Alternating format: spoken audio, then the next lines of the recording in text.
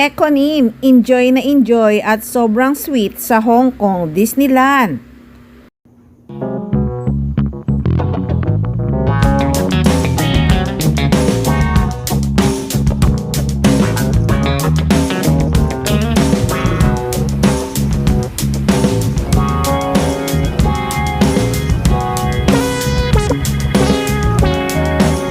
Base nga sa pinakabagong balita ay nagbakasyon ang Econin sa Hong Kong.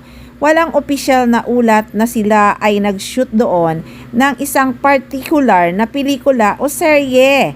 Sa halip, binahagi ni Janine Gutierrez ang kanilang mga ganap o karanasan sa kanilang biyahe bilang isang bakasyon.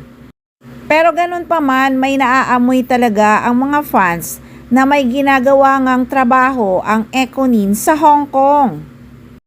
Hindi ito simpleng vacation lang dahil may balitang may sinut nga ang Econin doon.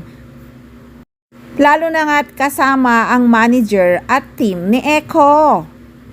Wala mang opisyal na balita na may ginagawa nga talaga roon ang Econin.